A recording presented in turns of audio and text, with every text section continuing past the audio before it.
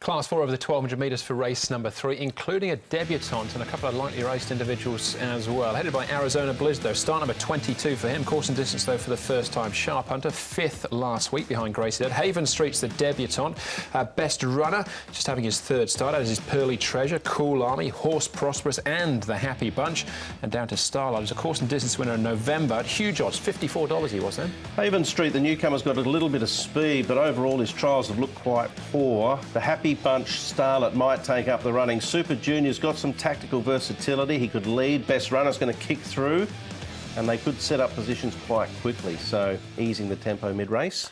Pearly Treasure's the one we're looking at here, Neil Killen's mount. He's just at the back there, 117. He wasn't really asked to do too much here, but this will be his 3rd start.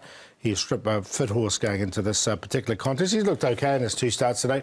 Didn't mind the Happy Bunch's work. I think he's picked up. And interesting, he's going from 1,000 metres up to 1,200 metres with a good draw. So he's a massive price, but his track work suggests he's going better than his form suggests anyway. Is the 10, the Happy Bunch, and Applause, a last star winner. And I know you were clapping him home there, Brett, with Matthew Chadwick aboard. He's going nice enough as well. Jenny had a little golf clap going too. Yeah.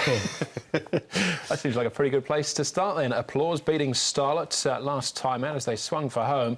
Well, he looked like he had all to do, but he got there. Yeah, this is his racing pattern. He'd been hitting the line quite well prior to this and was able to sort of weave his way between horses.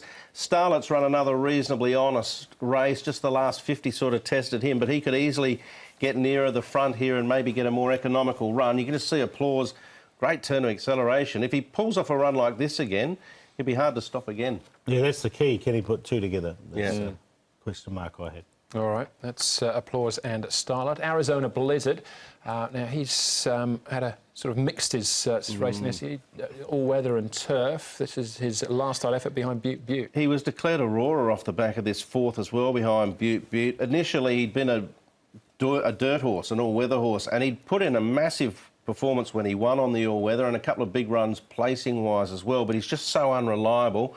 John Size is just trying to freshen his mind, I guess, by taking him now to the Valley.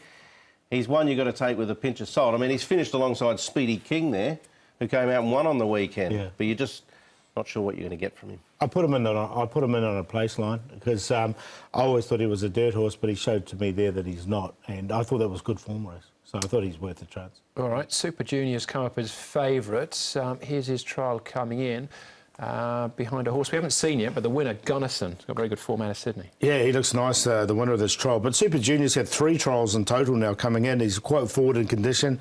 He's now here in Class 4 for a 2nd start. Jack Purdon, Barrier 2. He's come up pretty short, but I think he looks the logical one. He's always looked a nice enough horse, hasn't he? There were instances early where he was jumping and running well, and there's been 1 or 2 where he's got back and closed off, so he's got a bit of tactical versatility. I think from the draw he sits, probably gets the run of the race, 1 by 1.